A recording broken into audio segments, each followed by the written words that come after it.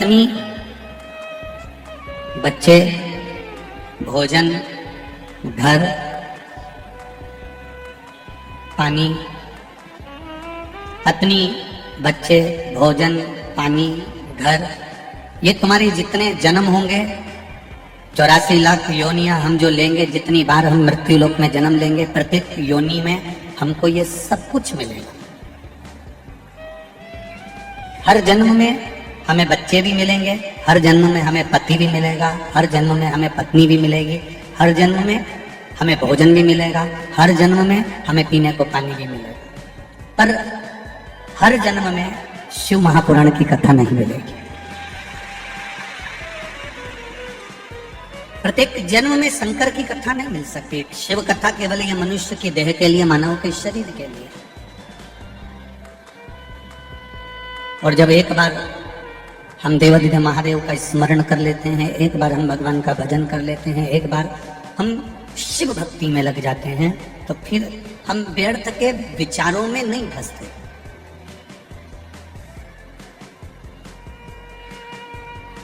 औषधि से, दवाई से शरीर के रोग को ठीक करने का हम विचार करते रहते हैं, प्लान बनाते रहते हैं, कुछ विचार करते रहते हैं। उसी तरह मन में जब काम जागे, लोभ जागे, आसक्ति जागे, वासना जागे, तृष्णा जागे, तब प्रयास करें कि हम भक्ति की ओर अग्रणी, भजन की ओर अग्रणी।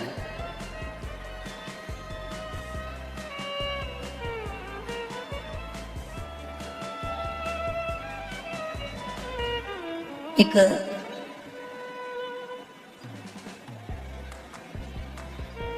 भगवान का भजन करने वाला, बड़ा आनंद में रहने वाला, एक बड़ा प्रिय शिव जी का एक भगत था जिसका नाम था भीमा भगत। उसका नाम है भीमा भगत। और वो जो भीमा भगत है, शिव जी का गुणगान करने वाला, शंकर का भजन करने वाला, शिव की स्मरण करने वाला, शिव भक्ति में डूबने वाला, शंकर का गुणगान करने वाला, शिव भक्ति में रमने वाला, वो भीमा भगत अपनी धर्म पत्नी के साथ, अपने परिवार के साथ, अपने बच्चों के साथ भगवान के भजन में लगा रहता था। नगर में जो काम उसको मिल जाता, जो कार्य उसको मिलता, कोई किसी के यहाँ पर अगर बोझा ढोना है तो लोग कह देते भीमा को बुला लो, भीमा भगत को बुला लो। किसी के अगर कोई शादी हो रही है, कोई काम बड़ा है, तो कह दिया भीमा भगत को बुला लो। उस भीमा भगत को लोग बार बार बुलाते थे कि हमारे यहाँ शादी है, हमारे यहाँ बुला हुआ है, हमारे यहाँ ये काम है, हमारे यहाँ वो काम है। ये काम कर देता था, थोड़ा सा कुछ मिल जाता था तो घर का गुजारा होता था। ये कथा नहीं है, ये हमारे जीवन का एक चरित्र है। इसको बड़े ध्यान से सुनना। बहुत दूर दूर से आप लोग आए हो, बहुत मन लगाकर कथा सुनना, चित्त लगाकर बैठना, व्यर्थ की बातों में अपने समय को बर्बाद मत करना, क्योंकि बहुत दूर दूर से तपती हुई धूप में आप लोग यहाँ आकर बैठे हो, तो उस समय की कीमत को समझना, उसको जानने का प्रयास करो। ये कार्यकर्ता, आप लोग नीचे बैठ जाओ। ये जितने कार्यकर्ता हैं यहाँ पर, नीचे बैठ जाओ। आप लोग नीचे बैठ जाओ, वहीं पर बैठ जाइए, वहीं की वहीं बैठ जाओ, जहां पर खड़े हो वहीं बैठ जाइए।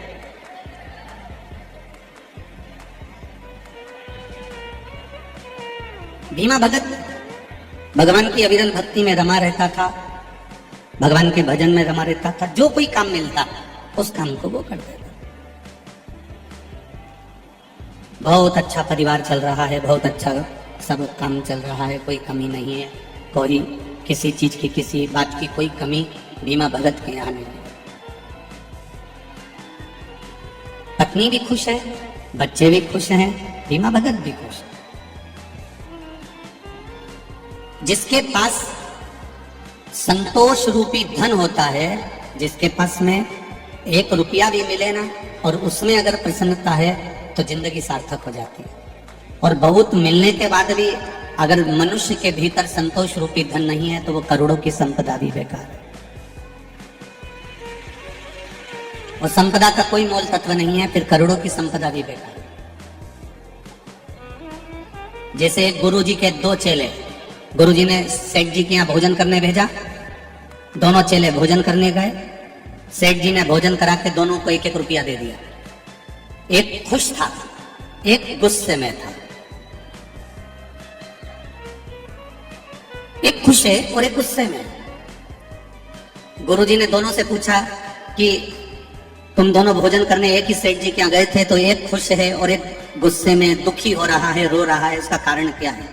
तो जो खुश था, गुरुजी ने उससे पूछा कि तू क्यों खुश है? अरे गुरुजी, सेठ जी ने मुझे 1 रुपया दिया है, इसलिए मैं बड़ा खुश हूँ। वो सेठ कभी किसी को ठन्नी नहीं देता था, आज मुझे 1 रुपया दिया, इससे बढ़कर खुशी दुनिया की कुछ नहीं हो सकती। अब सेठ जी ने 1 रुपया दिया तो वो खुश हो गए। गुरुजी ने दूसरे से पूछा, तू क्यों दुखी है? तेरे दुख का क्या कारण है? तू क्यों रो रहा है? उसने कहा, सेठ जी के यहाँ भोजन करने गया था, मैंने सोचा था इतना बड़ा सेठ है, खूब पैसा है, तो खूब जोरदार भोजन कराकर दक्षिणा देगा, पर बताओ उसने 1 रुपया ही दिया। अर्थात गुरुजी ने कहा, तूने अभिलाषा बहुत कर ली थी, बहुत इच्छाएं कर ली थी, इसलिए तू आज रो रहा है। इसने अभिलाषा नहीं करी, इच्छा नहीं करी, इसलिए आज खुश होकर जिंदगी को जी रहा है।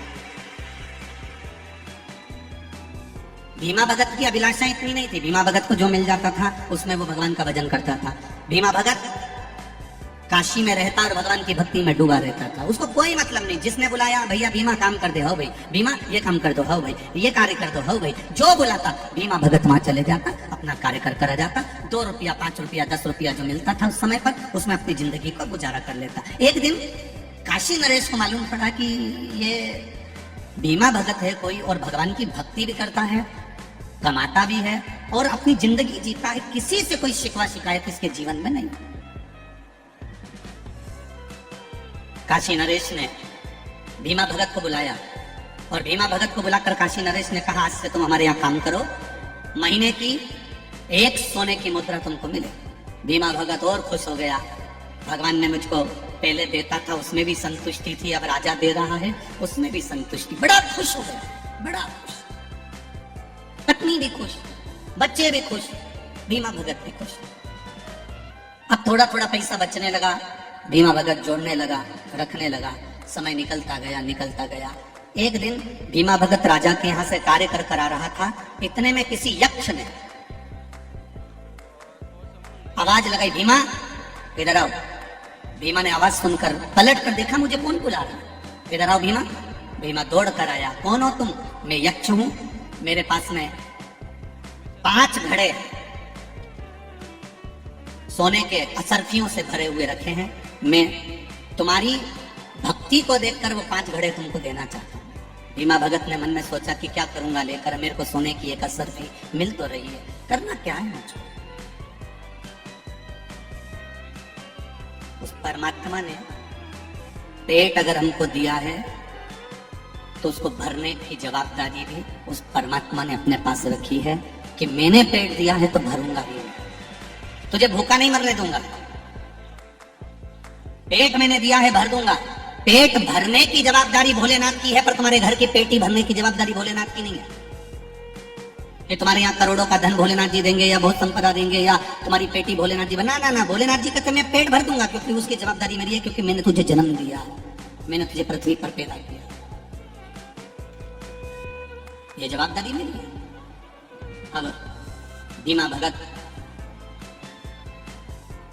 सोने की असरफियां से भरा हुआ हंडा पाने के लिए भीमा भगत ने तुरंत कह दिया।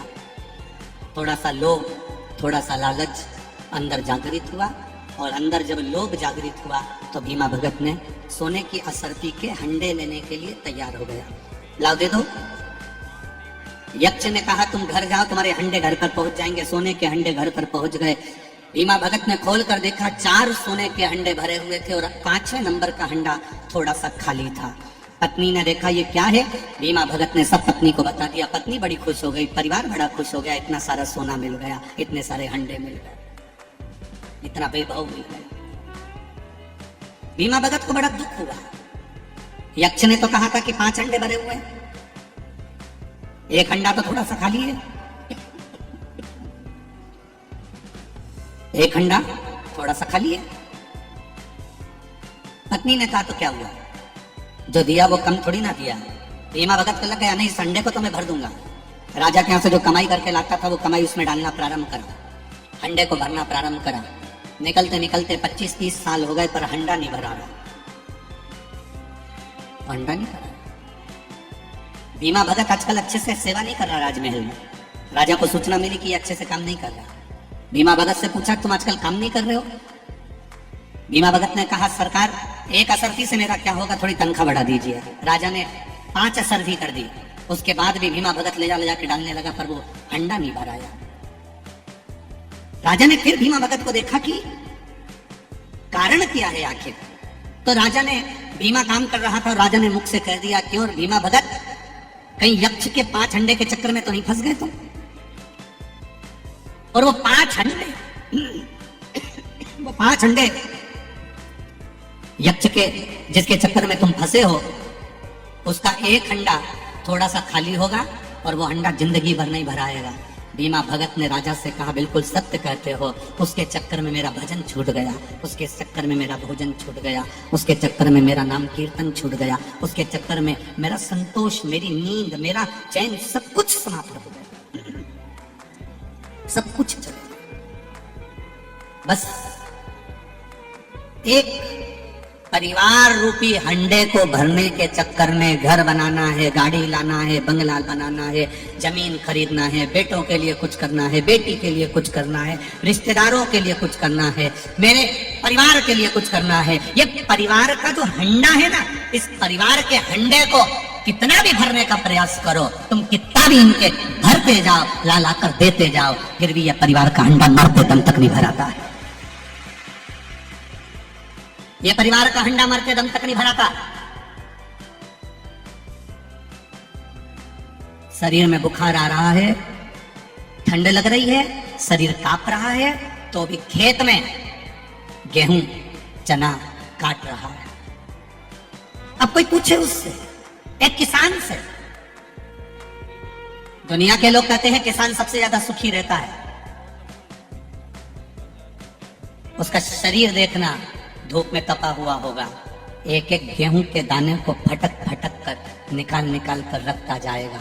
एक गेहूं का दाना भी इधर उधर नहीं होने देता, पूरा दाना बटोर कर मंडी में लेकर जाता है। और मंडी में जब उस अनाज की कीमत उसकी मेहनत से भी जब कम मिलती है, तब किसान की आंख में आंसू भर आता है। अब वो किसके भरोसे, अब वो किसके सहारे? आखिरी में परमात्मा पर छोड़ता है, आखिरी में भगवान पर छोड़ देता है कि अब तेरे भरोसे पर जी रहा हूं, अब ये तेरा, अब मेरा नहीं है। शरीर में ताप पड़ रहा है, शरीर में बुखार आ रहा है, सिर दुख रहा है, घुटना दुख रहा है, पांव दुख रहा है, हाथ दुख रहा है, उसके बाद भी मेहनत कर रहा है, उसके बाद भी वो मेहनत में लगा हुआ है।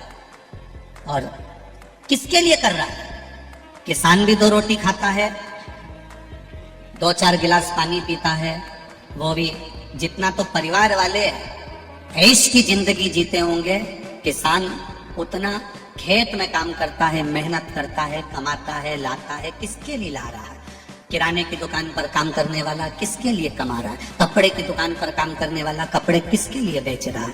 इतने बड़े बड़े शॉपिंग मॉल डाल रखे हैं, इतने बड़े बड़े व्यापार के केंद्र डाल के रखे हैं, किसके लिए डाल कर रखे हैं? अपने परिवार का हंडा भरने के लिए, किसी दूसरे का हंडा भरने के लिए नहीं। तो भी वो परिवार का हंडा खाली की खाली है। फिर तो महाभारत का वो चरित्र कितना सुंदर होगा, स्मरण करिएगा। अर्जुन, भीम, नकुल, सहदेव, युधिष्ठिर सब जा रहे हैं और जाते जाते इन पांडवों ने देखा एक गाय बछिया को जन्म देती है और गाय बछिया का दूध पीती है। बछिया को गाय का दूध पीना था, परंतु अर्जुन ने देखा कि गाय ने बछिया को जन्म दिया और बछिया का दूध पी रही है। अर्जुन आश्चर्य में पड़ गया। आगे गया तो क्या देखता है? एक पक्षी जिसके पंख पर राम और श्याम लिखा हुआ है। पक्षी उड़ता उड़ता आया और उड़ते उड़ते आकर उसने मरे हुए कुत्ते का मांस नोचा और चले गया। अर्जुन आश्चर्य में पड़ गए। पक्षी के पंख पर राम और कृष्ण लिखा है, पक्षी के पंख पर राम और श्याम लिखा है, और ये मरे हुए कुत्ते का मांस खा। फिर देखा एक हाथी के दो मुंह, दोनों मुख से भोजन कर रहा है तो भी हाथी का पेट नहीं भरा रहा। अर्जुन आश्चर्य में पड़ गया, ये किसकी लीला है? और आगे गया, उसने देखा एक बड़ा सारा पत्थर ऊपर पहाड़ से लुढ़कता लुढ़कता आ रहा है। उसने बड़े बड़े वृक्षों को गिरा दिया, एक छोटे से घास के तिनके ने उस पत्थर को रोक दिया। एक घास का तिनका उस पत्थर को रोक देता। अर्जुन आश्चर्य में पड़ जाते हैं, कैसी लीला है। अर्जुन भगवान कृष्ण के पास गए और उनसे विनती करी, आज मैंने कुछ आश्चर्यजनक चीजें देखी है, मुझे बड़ा आश्चर्य हो रहा है। क्या आश्चर्य है अर्जुन? अर्जुन ने कहा, एक गाय ने बछिया को जन्म दिया। अभी तक मैंने देखा था गाय जिस बच्चिया को जन्म देती थी वो बच्चिया गाय का दूध पीती थी, परंतु आज मैंने देखा कि गाय ने बच्चिया को जन्म दिया और गाय ने बच्चिया का दूध पिया। फिर मैंने देखा एक पक्षी के पंख पर राम श्याम लिखा है, उड़ते हुए आया, मरे कुत्ते का मांस खाकर चले गया। फिर मैंने देखा हाथी के दो मुंह है, दोनों मुंह से भोजन कर रहा है पर हाथी का पेट नहीं भरा रहा। फिर मैंने देखा एक बड़ा सारा पत्थर लुढ़कते लुढ़कते आया और बड़े बड़े वृक्षों को, बड़े बड़े पेड़ों को उसने गिरा दिया, बड़े बड़े वृक्षों को उसने गिरा दिया और एक घास के तिनके ने उस पत्थर को रोक दिया। अर्जुन कहते हैं, मुझे समझ में नहीं आता ये कैसी लीला है। भगवान कृष्ण कहते हैं, अर्जुन अब कलयुग आ गया, ये कलयुग की लीला चालू हो गई। गाय बच्चिया को जन्म दे रही है और बच्चिया का दूध पी रही है, उसका मतलब है माता पिता बेटी को जन्म देंगे और उससे नौकरी और सर्विस कराकर उसका जो धन आएगा वो माता पिता खाएंगे। ये कलयुग है। गाय बच्चिया को जन्म देगी और बच्चिया का दूध पिएगी। और सुन अर्जुन, पक्षी के पंख पर राम श्याम लिखा है और पक्षी आकाश मार्ग से उड़ता हुआ आया, मरे कुत्ते का मांस खाकर चला गया। अरे ये पक्षी राम श्याम लिखा है, ये राम नाम कृष्ण नाम की चादर को दुनिया के लोग बदनाम कर देंगे। दिन में चादर ओढ़ेंगे और रात में वही कुछ गलत काम कर जाएंगे। ये कलिकाल बड़ा विचित्र रहेगा अर्जुन, बड़ा विचित्र है कलिकाल, इसको समझना होगा।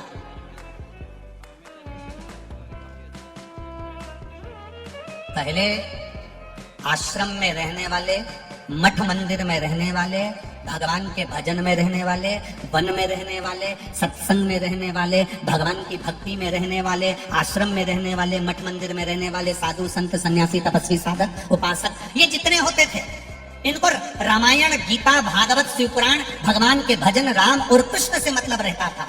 पर धीरे धीरे धीरे धीरे धीरे धीरे कलिकाल का प्रभाव बढ़ता गया।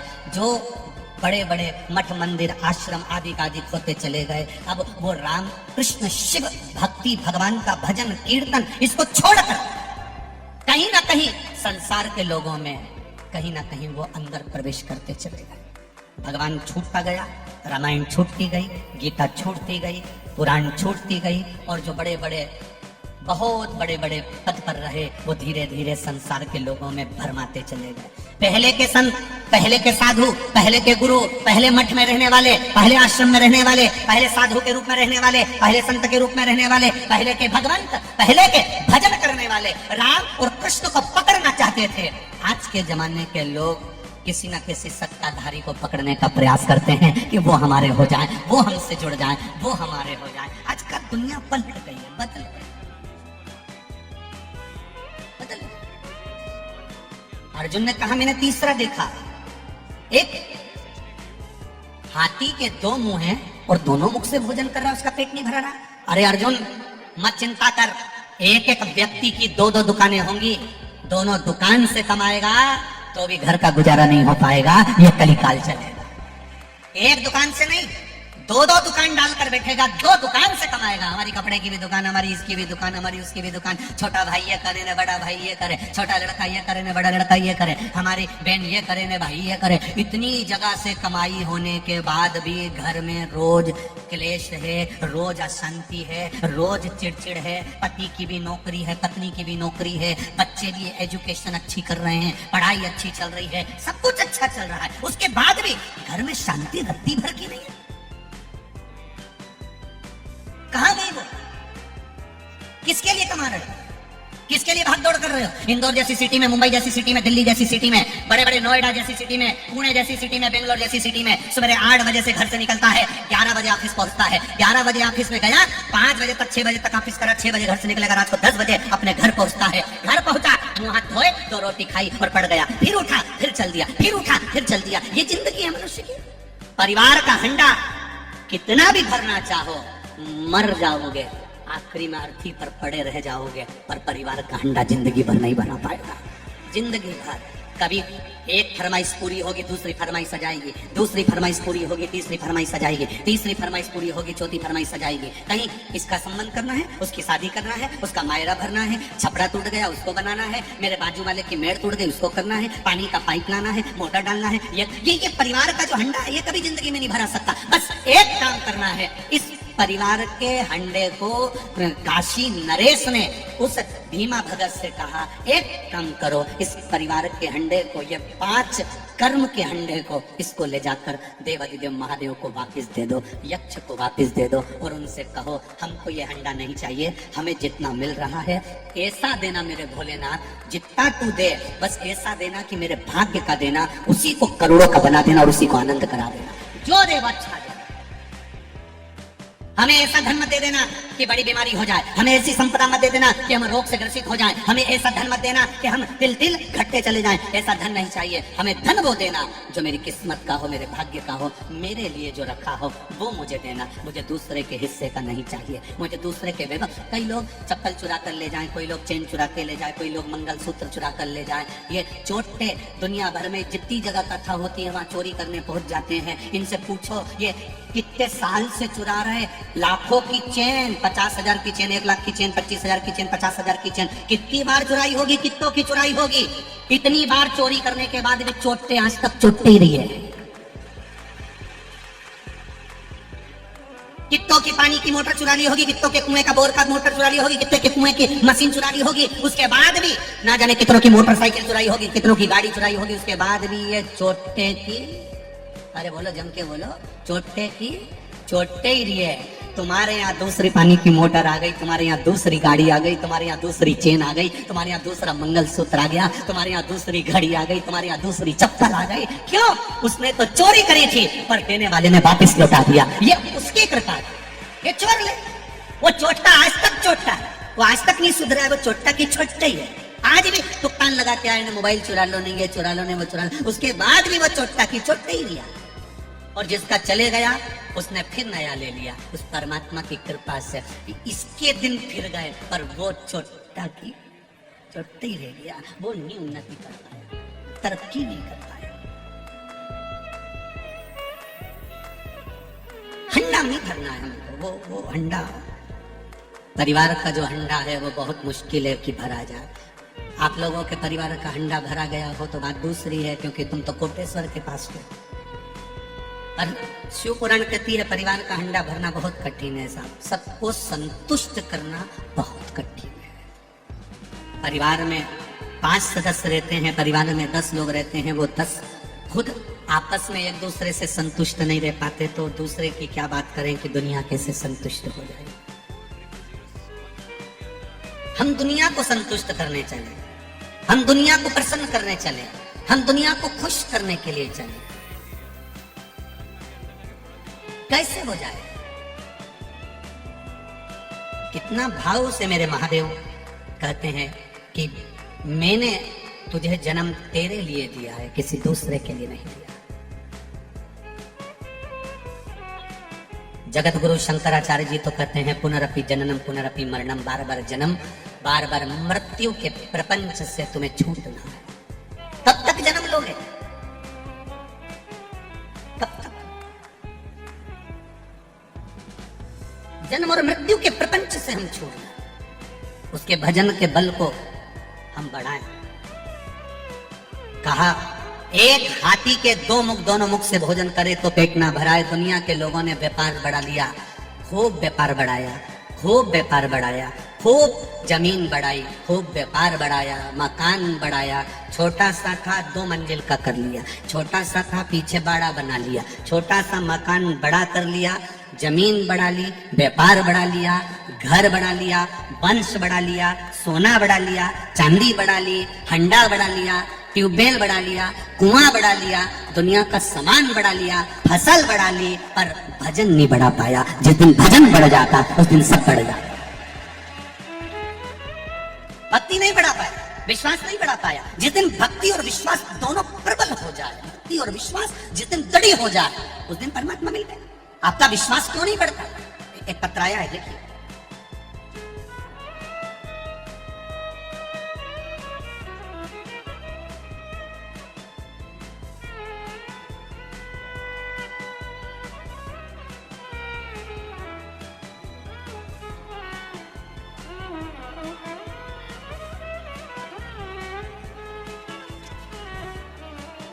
मेरा नाम पंडित नवीन कुमार, पिता मनोहर लाल शर्मा। मैं ग्राम गाजनोद, तहसील बदनावर, जिला धार का रहने वाला हूँ। कहीं बैठे हो तो हाथ हिलाइएगा। आप ही हैं, दोनों हाथ हिला देगा। श्री शिवाय नमस्तुभ्यम। मैं ग्राम गाजनोद, तहसील बदनावर, जिला धार का रहने वाला हूँ। गुरुजी, आज से 1 वर्ष पूर्व मेरी माता को पेट में बहुत जोर से दर्द हुआ। डॉक्टर को बताने पर उन्हें बताया कि उनके पेट में कैंसर की गठान है। कैंसर की गठान है। मेरी माँ की उम्र 68 वर्ष है गुरुजी। 18 वर्ष पूर्व ही उनको स्तन में कैंसर हुआ था।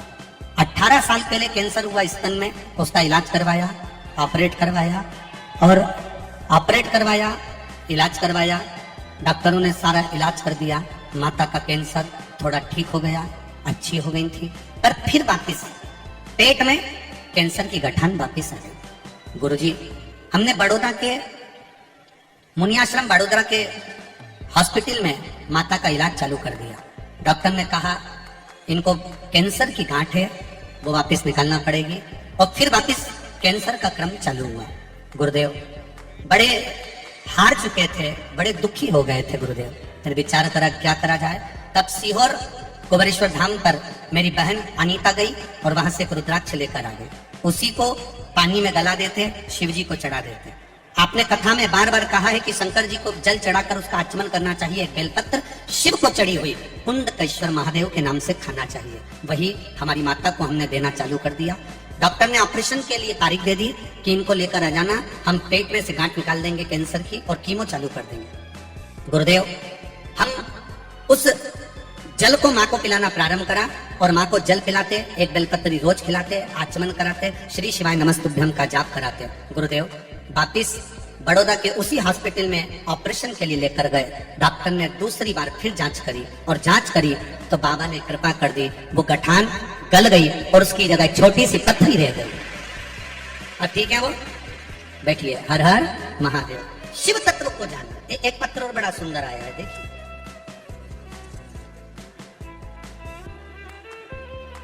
मैं गुरुजी बदनावर की रहने वाली हूं। मैं अपना नाम नहीं बता सकती, पर मुझ पर जो देवादिदेव महादेव ने कृपा करी है, मैं उसका वर्णन नहीं कर सकती गुरुदेव। अपने आंसुओं से भी इस पत्र को लिखूं तो कम ना होगा मेरे गुरुदेव। मेरी शादी को 10 वर्ष हो गए थे, पिछले से 6 साल से मेरा पति किसी और लड़की के चक्कर में पड़ गया। मेरा एक बेटा भी है गुरुदेव, जो कि 8 वर्ष का है। ऐसे में कुछ समझ नहीं आ रहा था कि क्या किया जाए। रोज रोज घर में लड़ाई झगड़े होने लगे। मेरी मानसिक स्थिति खराब हो गई। साथ ही साथ सब देखकर मेरा बेटा भी परेशान होने लगा, क्योंकि मेरे पति उससे शादी करने को तैयार हो गए, जो दूसरी लड़की थी।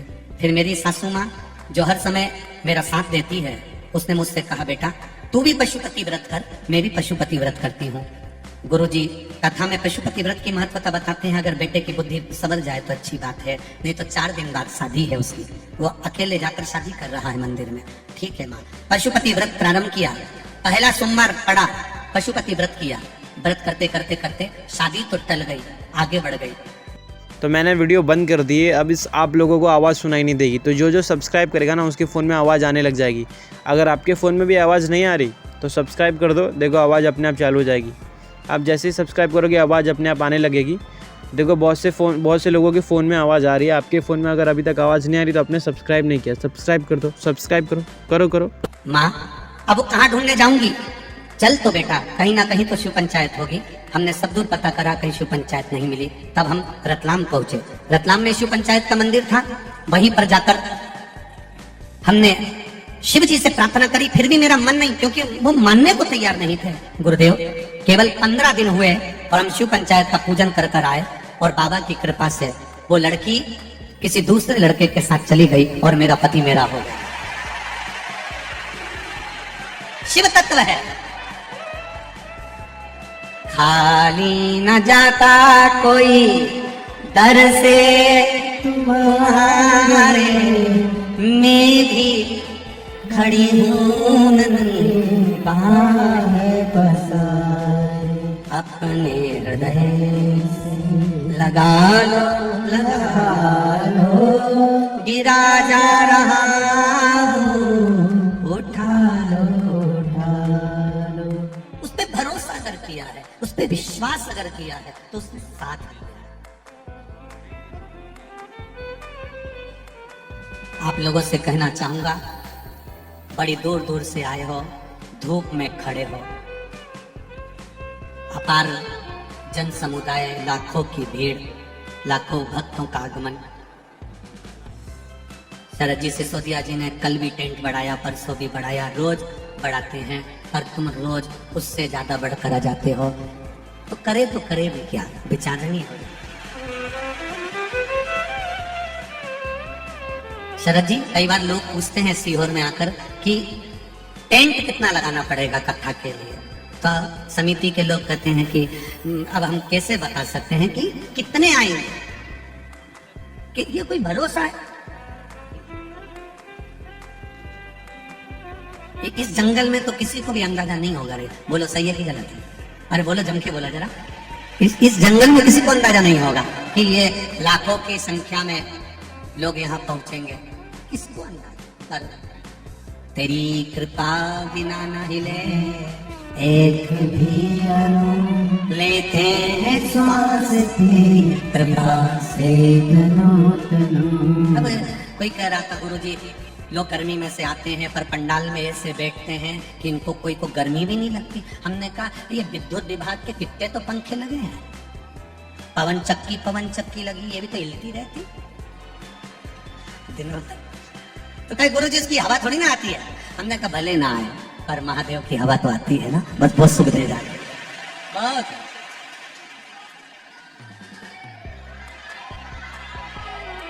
अब शिव भक्ति का बस तत्व ही यही है।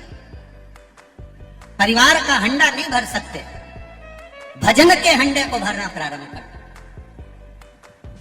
भक्ति को करना प्रारंभ कर। हम ये नहीं कहेंगे कि तुम खेती छोड़ दो, जमीन छोड़ दो, जायदाद छोड़ दो, घर छोड़ दो, परिवार छोड़ दो, तुम कुछ मत छोड़ो, तुम तो उसी में रहो, उसी में। हम मना भी नहीं करेंगे, हम तो 2 बार रोटी खाते हैं, तो हम ये भी नहीं कहेंगे कि तुम 2 बार खाओ, तुम तो 4 बार खाओ, पर किसी के प्राण मत खाओ, मना थोड़ी ना, खाओ। चित्त को परमात्मा में लगाना प्रारंभ करो, और जब ये चित्त, ये विश्वास, ये दृढ़ता, ये भरोसा, एक पत्र आया है देखिए, डॉक्टरों की रिपोर्ट मैंने लगाई है। मैं मनीष कुमार पवार, ग्राम बरमंडल, तहसील सरदारपुर, जिला धार का निवासी हूँ। कहीं बैठे हो तो हाथ हिला, आप ही हैं, दोनों हाथ हिला देगा। धार का निवासी हूँ। आप कहते हैं कि कोई विद्या नहीं जानता, परंतु गुरुजी शिव महापुराण में वो विद्या है जो सब कुछ कर देती है। गुरुदेव, विश्वास को दृढ़ करना कोई शिव पुराण से सीखे। गुरुजी 2022 में मेरी पत्नी रानू गर्भ से थी। हमने इंदौर की महिला विशेषज्ञ से निर्देश अनुसार टारगेट सोनोग्राफी करवाई। सोनोग्राफी की रिपोर्ट मैंने पीछे लगाई है, ये लगी हुई है। अगर आप लोगों को वीडियो अच्छी लगी तो यार सब्सक्राइब कर देना, और ऐसी वीडियो देखने के लिए सब्सक्राइब एक और बार कर दो यार, क्योंकि सब्सक्राइब करोगे तो हमारी सबसे पहले वीडियो आपके पास आएगी। तो सब्सक्राइब।